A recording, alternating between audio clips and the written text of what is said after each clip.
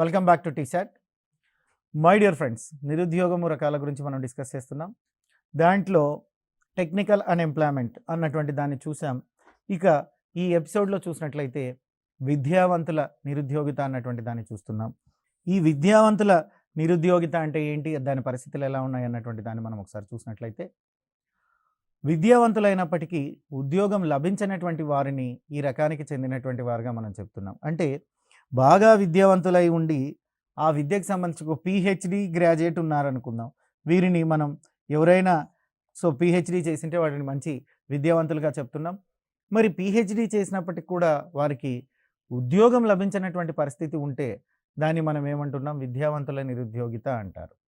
అంటే వృత్తి విద్య కాకుండా సాధారణ విద్యను అభ్యసించినటువంటి నిరుద్యోగులు ఈ రకంలో ఎక్కువగా ఉంటారు. అంటే వృత్తి విద్య అంటే ప్రొఫెషనల్ కోర్స్, ఇంజనీరింగ్ కానీ మెడిసిన్ కానీ ఇలాంటి కోర్సులని ప్రొఫెషనల్ కోర్సెస్ అంటున్నారు. వృత్తి విద్య సంబంధించినటువంటి కోర్సులు కాకుండా సాధారణంగా ఎంఏ పిహెచ్డి అలాంటి కోర్సులు, అంటే ఉదాహరణకు చెప్తున్న సాధారణ విద్య అనేసి ఎంఏ బిఈడి పిహెచ్డి లాంటి కోర్సులు చేసి కూడా సరైనటువంటి విద్య లభించినటువంటి విద్య ఉన్నప్పటికీ కూడా ఉద్యోగం లభించినటువంటి వారిని విద్యావంతుల నిరుద్యోగులుగా మనం చెప్పడం అన్నటువంటి జరుగుతుంది. అంటే వృత్తి విద్య కాకుండా సాధారణ విద్యను అభ్యసించినటువంటి వారు పిహెచ్డి గ్రాడ్యుయేట్లు అయినప్పటికీ కూడా వారికి ఉద్యోగం లభించినటువంటి స్థితిని నిరుద్యోగులుగా ఉండేటువంటి స్థితిగా మనం చెప్తున్నాం. ఇలాంటి స్థితిని విద్యావంతుల నిరుద్యోగిత అన్నటువంటి విధంగా మనం చెప్పడం అవుతుంది.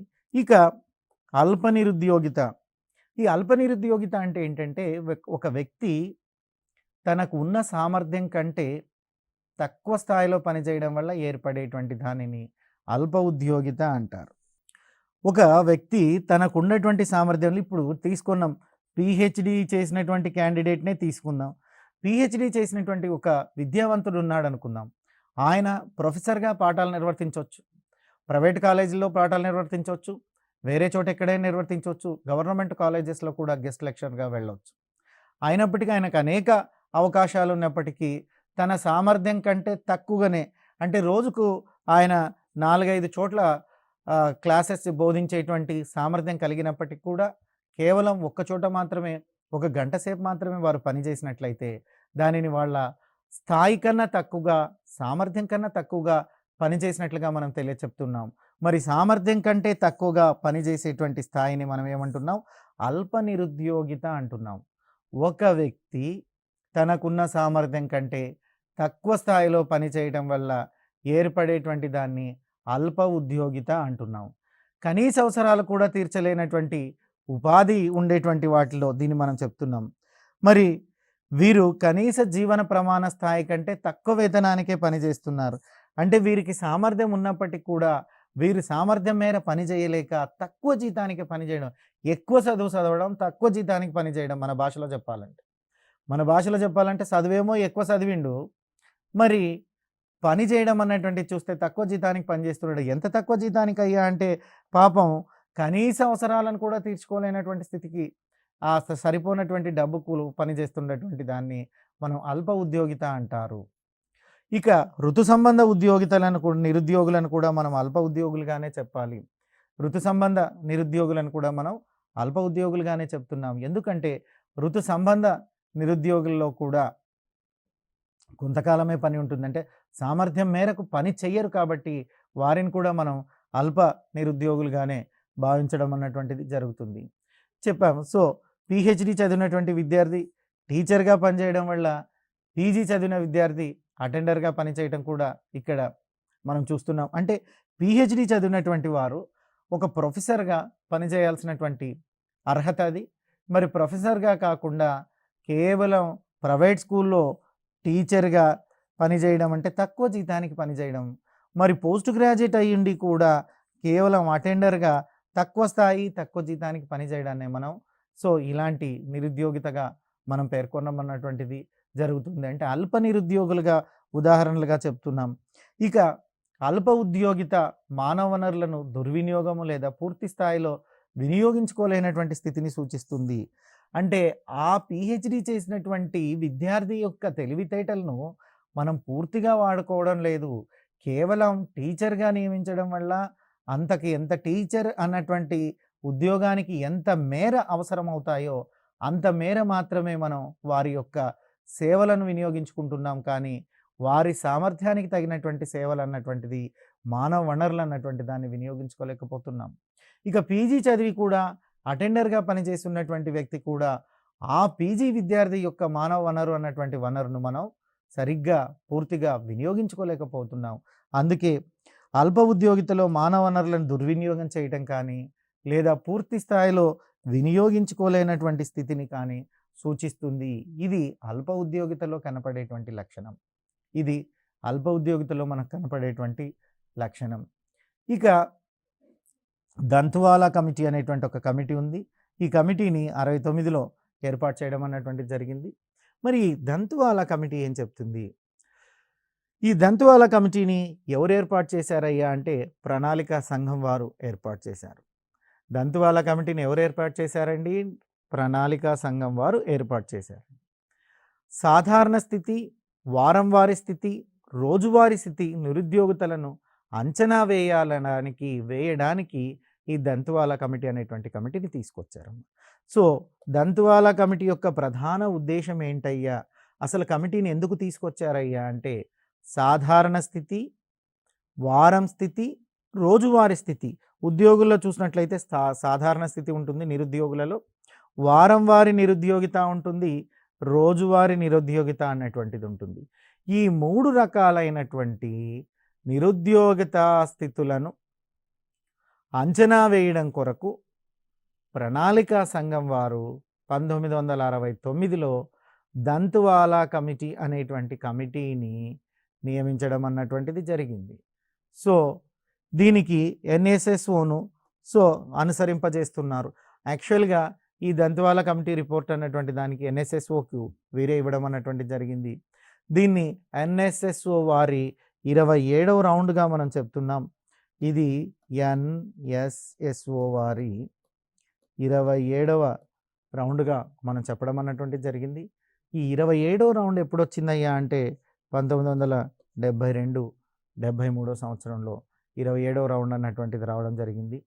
సో ఈ ఎన్ఎస్ఎస్ఓ ప్రకటించినటువంటి 72-73 అంటే ఎన్ఎస్ఎస్ఓ వాళ్ళు దీన్ని క్యాలిక్యులేట్ చేసి ప్రణాళిక సంఘానికి ఇస్తారు. ప్రణాళిక సంఘం వారు దీన్ని ప్రచురించడం అన్నటువంటిది జరుగుతుంది.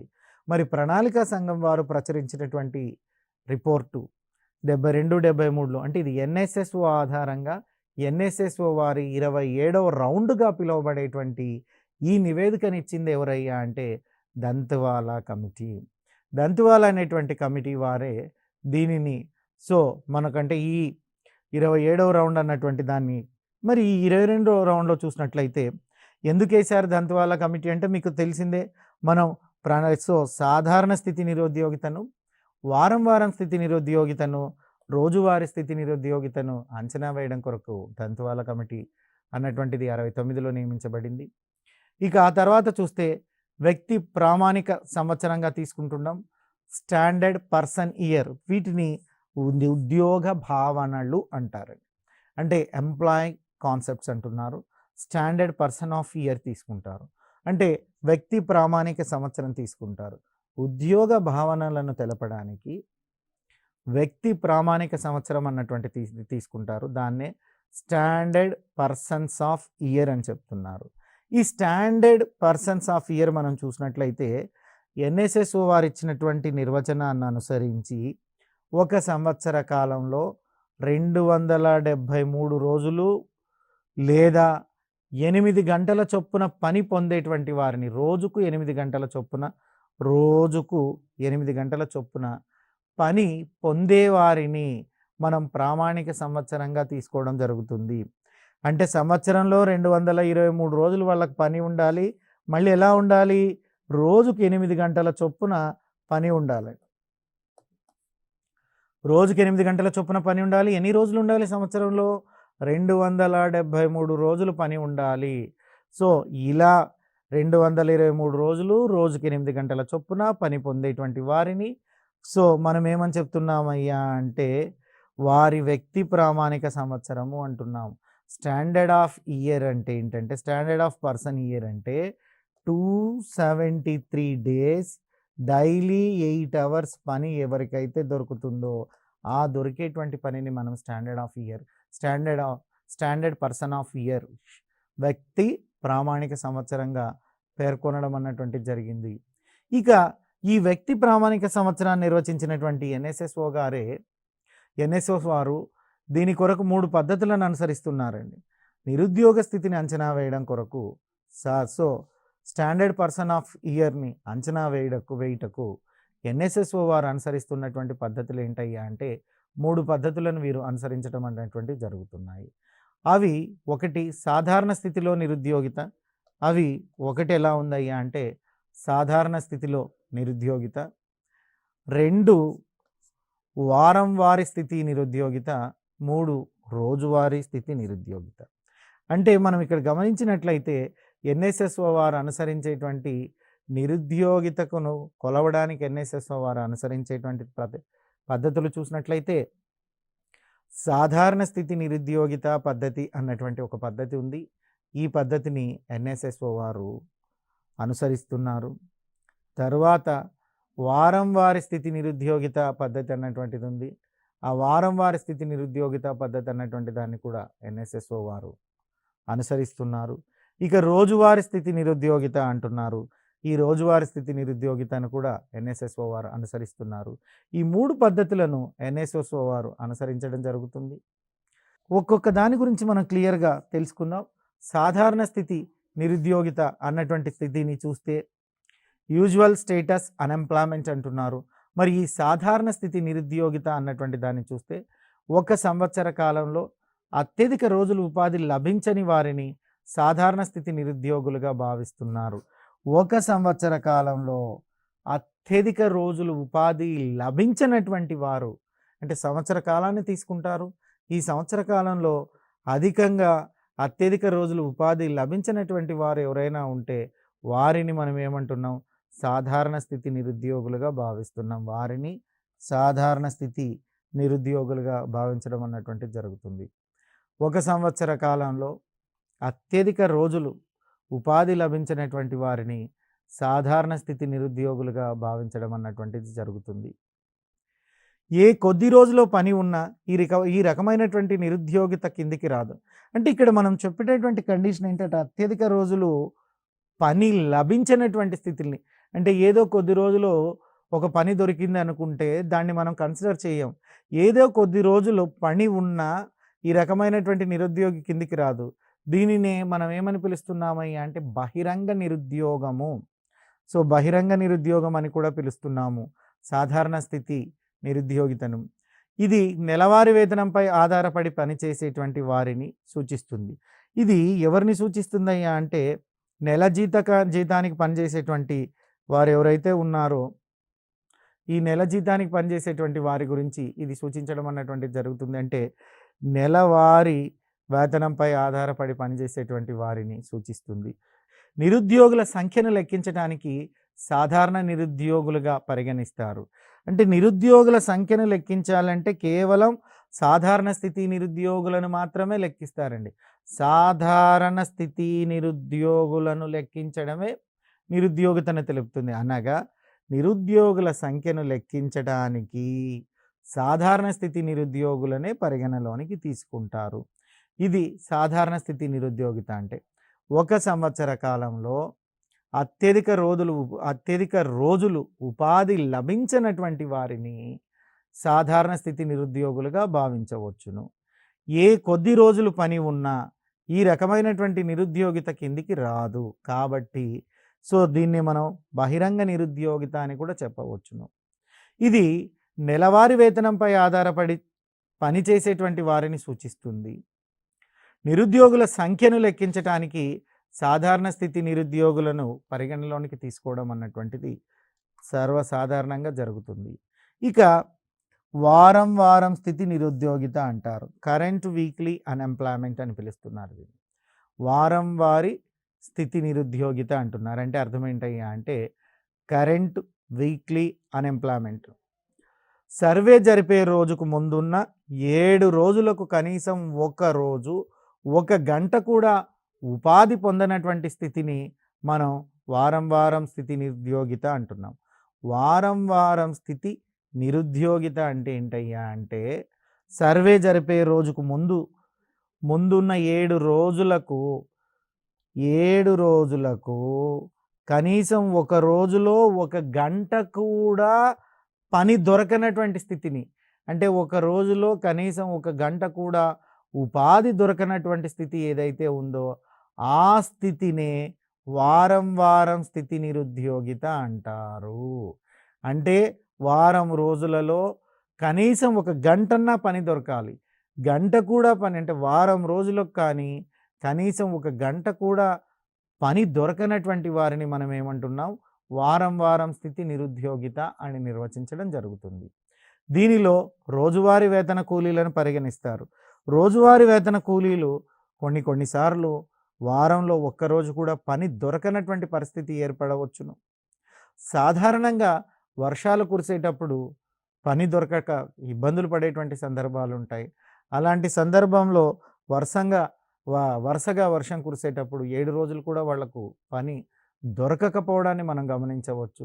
7 రోజుల్లో కనీసం ఏ 1 గంట కూడా పని దొరకకపోవడాన్ని మనం గమనించవచ్చు. అంటే వారంలో ఏ గంట కూడా పని దొరకనటువంటి స్థితి ఏదైతే ఉందో దాన్ని వారం వారి నిరుద్యోగిత స్థితి అంటున్నారు. ఇక శాశ్వత నిరుద్యోగితను ఇది సూచించేస్తున్నటువంటిది జరుగుతుంది. ఈ వారం వారి స్థితి నిరుద్యోగిత అంటే ఏంటంటే ఇది శాశ్వత నిరుద్యోగితను సూచిస్తుంది. మరి ఒక సర్వే జరిపే రోజుకు ముందున్న 7 రోజులకు కనీసం 1 రోజు 1 గంట కూడా ఉపాధి పొందలేని స్థితియే వారం వారి స్థితి నిరుద్యోగిత అని భావించవచ్చు. వారం వారి స్థితి నిరుద్యోగిత అని భావించడం జరుగుతుంది. ఇక మూడో అంశము రోజువారీ స్థితి నిరుద్యోగిత, కరెంట్ డైలీ స్టేటస్ అన్ఎంప్లాయ్మెంట్. ఇక్కడ సర్వే జరిపినటువంటి రోజుకు ముందు 7 రోజులు పని దినాలలో, సర్వే జరపడానికి ముందున్న 7 రోజుల పని దినాలలో ఏ ఒక్కరోజైనా కనీసం 4 గంటల పని లభించని స్థితియే రోజువారీ స్థితి నిరుద్యోగితగా భావించవచ్చును. రోజువారీ స్థితి నిరుద్యోగిత అంటే ఏంటయ్యా అంటే సర్వే జరిపిన రోజు ముందున్నటువంటి 7 రోజులకు ఈ 7 పని దినాలలో ఏ ఒక్క రోజైనా కనీసం 4 గంటలు పని లభించినటువంటి స్థితిని, అంటే సింపుల్గా ఒక మాటలో చెప్పాలంటే రోజుకు 4 గంటలు పని లభించకపోతే దాన్ని రోజువారీ నిరుద్యోగిత కిందకు మనం మార్చుకుంటున్నాం.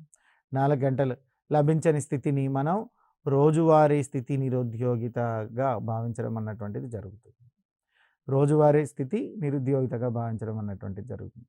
సగటున ఒక రోజుకు 4 గంటలు కూడా ఉపాధి పొందలేనటువంటి వారిని ఈ రోజువారీ స్థితి నిరుద్యోగులుగా పేర్కొంటారు. సగటున ఒక రోజుకు 4 గంటలు కూడా ఉపాధి పొందలేనటువంటి వారిని ఈ నిరుద్యోగులుగా పరిగణించడం అన్నటువంటిది జరుగుతుంది. ఈ నిరుద్యోగులుగా పరిగణించడం అన్నటువంటిది జరుగుతుంది. సగటున ఒక రోజుకు 4 గంటలు కూడా ఉపాధి పొందలేనటువంటి స్థితిని మనం రోజువారీ నిరుద్యోగిత స్థితి అంటున్నాం. రోజువారీ స్థితి నిరుద్యోగిత అంటే సగటు ఒక రోజుకు 4 గంటలు కూడా పని లభించినటువంటి స్థితి, ఉపాధి పొందలేనటువంటి స్థితి, at least 4 hours in a day. అలాంటి దాన్ని మనం రోజువారీ నిరుద్యోగిత అని పిలుస్తున్నాం. అదేవిధంగా సర్వే జరిపిన రోజుకు ముందున్న 7 రోజులలో, సర్వే జరిపిన రోజుకు ముందున్నటువంటి 7 రోజులలో ఏ ఒక్క రోజైనా కనీసం 4 గంటలు పని లభించని స్థితి ఉంటే దానిని రోజువారీ నిరుద్యోగిత స్థితి అని నిర్వచించడం జరుగుతుంది. 7 రోజుల్లో నిరుద్యోగిగా ఉన్న శ్రమ దినాలు లెక్కించి 7 రోజులు నిరుద్యోగిగా ఉండేటువంటి శ్రమ దినాలను లెక్కించి మొత్తం శ్రమ దినాలలో నిరుద్యోగిగా ఉన్న శ్రమ దినాలు ఎంత నిష్పత్తిలో ఉన్నాయో ఈ పద్ధతి ద్వారా తెలుసుకోవచ్చును. ఈ పద్ధతి ఎందుకు తెలుసుకోవాలో, ఈ పద్ధతి ఏంటి ఉపయోగం అంటే 7 రోజుల్లో నిరుద్యోగిగా ఉన్న శ్రమ దినాలను లెక్కించి మొత్తం శ్రమ దినాల్లో నిరుద్యోగిగా మొత్తం శ్రమ దినాల్లో నిరుద్యోగిగా ఉన్న శ్రమ దినాలను ఎంత నిష్పత్తిలో ఉన్నాయో ఈ పద్ధతి ద్వారా తెలుసుకోవడం అన్నటువంటిది జరుగుతుంది. ఇక బహిరంగ నిరుద్యోగితని కూడా ఇది సూచిస్తుంది. రోజువారీ నిరుద్యోగిత అన్నటువంటిది బహిరంగ నిరుద్యోగితను కూడా సూచిస్తుంది. అంటే బహిరంగంగా ఎంతమంది నిరుద్యోగులు ఉన్నారు, ఈ బహిరంగ నిరుద్యోగితని కూడా సూచించడం అన్నటువంటిది జరుగుతుంది. మరి ఇటీవల ప్రణాళిక సంఘం వారు మరియు ఎన్ఎస్ఎస్ఓ వారు రోజువారీ నిరుద్యోగితకు ప్రాధాన్యత అన్నటువంటి దాన్ని ఇస్తున్నారు. అంటే ఎన్ఎస్ఎస్ఓ వారు దీనికి ప్రాధాన్యత ఇవ్వడం అన్నటువంటిది జరిగింది. దీనివల్ల ఖచ్చితమైన నిరుద్యోగితను అంచనా వేయవచ్చును. భారతదేశంలో ఖచ్చితమైనటువంటి నిరుద్యోగితను ఏ పద్ధతి వల్ల అంచనా వేయొచ్చయ్యా అంటే రోజువారీ పద్ధతి వల్ల అంచనా వేయడం అన్నటువంటిది జరుగుతుంది. సో ఖచ్చితంగా ఈ నిరుద్యోగిత అంటే భారతదేశంలో ఈ రోజువారీ నిరుద్యోగిత స్థితి వలన ఖచ్చితమైనటువంటి నిరుద్యోగితను అంచనా వేయడానికి ఆస్కారం ఉంటుంది. మనం అంచనా వేయగలం. ఇక వివిధ ప్రణాళికల్లో నిరుద్యోగానికి ఇచ్చినటువంటి ప్రాధాన్యతను చూద్దాం. మరి మనం ఇప్పటి వరకు 12 పంచవర్ష ప్రణాళికలను రన్ చేసాం, నడుపుకున్నాం. మరి ఆ 12 పంచవర్ష ప్రణాళికలను గమనించినట్లయితే నిరుద్యోగితకు ఎక్కడెక్కడ ప్రాధాన్యత ఇచ్చారు, నిరుద్యోగ నిర్మూలన ప్రాధాన్యత ఏంటి అన్నటువంటి దాన్ని చూస్తే 6వ పంచవర్ష ప్రణాళికలో నిరుద్యోగ నిర్మూలనకు ప్రాధాన్యత ఇవ్వడం అన్నటువంటి జరిగింది. 5వ పంచవర్ష ప్రణాళికలో పేదరిక నిర్మూలనకు ప్రాధాన్యతనిస్తే 6వ పంచవర్ష ప్రణాళికలో నిరుద్యోగ నిర్మూలనకు ప్రాధాన్యత ఇవ్వడం అన్నటువంటిది జరిగింది. ఇక 8వ ప్రణాళికలో చూసినట్లయితే ఉపాధి కల్పనకు ప్రాధాన్యత ఇచ్చారు. ఉపాధి కల్పన అన్న నిరుద్యోగ నిర్మూలన అన్న ఒకటే. నిరుద్యోగాన్ని నిర్మూలించాలంటే ఉపాధి కల్పించడం అన్నటువంటిదే one of the best way. నిరుద్యోగాన్ని నిర్మూలించడం అంటే ఉపాధిని కల్పించడం అన్నటువంటిది ఒకానొక ఉత్తమమైనటువంటి పద్ధతిగా మనం చెప్పవచ్చును. అందుకే 8వ పంచవర్ష ప్రణాళికలో చూసినట్లయితే ఉపాధి కల్పనకు ప్రాధాన్యత ఇవ్వడం అన్నటువంటిది జరిగింది. ఇక 10వ ప్రణాళికలో చూసినట్లయితే 5 కోట్ల మందిని దాదాపుగా 5వ పంచవర్ష ప్రణాళిక లక్ష్యం ఏంటయ్యా అంటే 5 కోట్ల మందికి, అది దాన్ని మిలియన్లో చెప్తే 50 మిలియన్ల మంది ప్రజలకు ఉపాధిని కల్పన చెయ్యాలి. ఉపాధి కల్పననే లక్ష్యంగా 10వ పంచవర్ష ప్రణాళిక తీసుకోబడింది. ఇక 10వ పంచవర్ష ప్రణాళిక కాలం చూసినట్లయితే మనం జాబ్లెస్ గ్రోత్గా మౌంటైన్ సింగ్ అహ్లూవాలియా అభివర్ణించడం అన్నటువంటి జరిగింది. జాబ్లెస్ గ్రోత్గా ఎవరు అభివర్ణించారయ్యా అంటే మౌంటైన్ సింగ్ అహ్లూవాలియా అన్నటువంటి వారు ఈ 10వ ప్రణాళికను అభివర్ణించడం జరుగుతుంది. ఎందుకంటే ఈ విధంగా ఎందుకు జాబ్లెస్ గ్రోత్గా మౌంటైన్ సింగ్ అన్నటువంటి వారు అభివర్ణించారయ్యా అంటే దేశంలో అభివృద్ధి సాధించినప్పటికీ వ్యవస్థీకరణ రంగంలో ఉపాధి అవకాశాలు పెరగకపోవడం అన్నటువంటి దాన్ని తీసుకొని జాబ్లెస్ గ్రోత్గా చెప్పారు. అంటే జాబ్లెస్ గ్రోత్గా మౌంటైన్ సింగ్ అహ్లూవాలియా చెప్తున్నాడు. ఎందుకు అంటే ఎందుకనగా దేశంలో అభివృద్ధి సాధించినప్పటికీ అభివృద్ధి సాధించినప్పటికీ వ్యవస్థీకృత రంగంలో ఉపాధి అవకాశాలు అన్నటువంటివి పెరగకపోవడం, వ్యవస్థీకృత రంగం ఏదైతే ఉందో అందులో ఉపాధి అవకాశాలు పెరగకపోవడం అన్నటువంటి దాంతో మన మౌంటైన్ సింగ్ అహ్లూవాలియా గారు జాబ్లెస్ గ్రోత్గా దీన్ని అభివర్ణించడం అన్నటువంటిది జరిగింది. ఇక 11వ ప్రణాళికలో చూసినట్లయితే 7 కోట్ల మంది భారతీయులు అనగా 70 మిలియన్ల మందికి ఉపాధి కల్పన చేయాలి, ఉపాధి కల్పించాలన్నటువంటి లక్ష్యంగా ప్రభుత్వం నిర్ణయించడం అన్నటువంటిది జరిగింది. అంటే దాదాపుగా చూసినట్లయితే 11వ పంచవర్ష ప్రణాళికలో 7 కోట్ల మందికి 700 మిలియన్ల ఉపాధి కల్పనను లక్ష్యంగా మనం పెట్టుకోవడం అన్నటువంటిది జరిగింది. ఇక ఇక్కడ చూసినట్లయితే లేబర్ కమిషన్ వారు 1966 డిసెంబర్ 24న మొదటి కమిషన్ని ఏర్పాటు చేయడం అన్నటువంటిది జరిగింది. The first labour commission established in 1966 December 24th. ఇక్కడ దీన్ని ఎస్టాబ్లిష్ చేయడం అన్నటువంటిది జరిగింది. దీనికి బీపీ గజేంద్ర గడ్కరీ అన్నటువంటి వారు నివేదిక సమర్పించారు.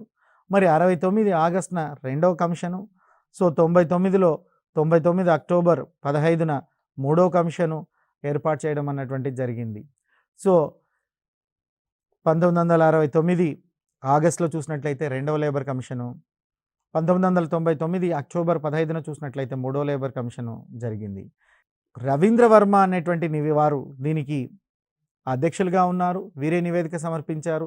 ప్రధానమంత్రి అటల్ బిహార్ వాజ్పేయి కాలంలో 2002 జూన్ 29న ఈ లేబర్ కమిషన్లకు సంబంధించినటువంటిది జరిగింది. మనం ప్రధానంగా ఏం నేర్చుకున్నామయ్యా అంటే ఉద్యోగాలకు సంబంధించినటువంటి భావనల విషయానికి వస్తే సాధారణ స్థితి నిరుద్యోగిత అంటే ఏంటి అన్నటువంటిది నేర్చుకున్నాం.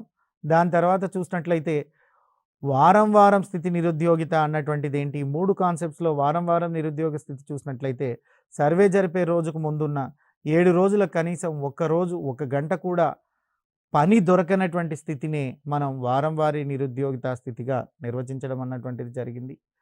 సో ఇక దాని తర్వాత చూసినట్లయితే రోజువారీ స్థితి నిరుద్యోగిత అన్నటువంటి దాన్ని కూడా మనం చూసాం.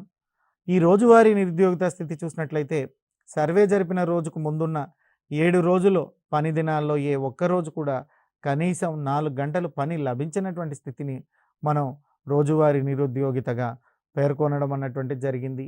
ఇక దీన్ని చూసినట్లయితే 7 రోజుల్లో నిరుద్యోగిగా ఉన్న శ్రమ దినాలను లొక్కించి దీనిని మనం క్యాలిక్యులేట్ చేయడం అన్నటువంటిది జరిగింది. ఇక దాని తర్వాత చూసినట్లయితే వివిధ ప్రణాళికలలో నిరుద్యోగానికి ఇచ్చినటువంటి ప్రాధాన్యతను చూసాం.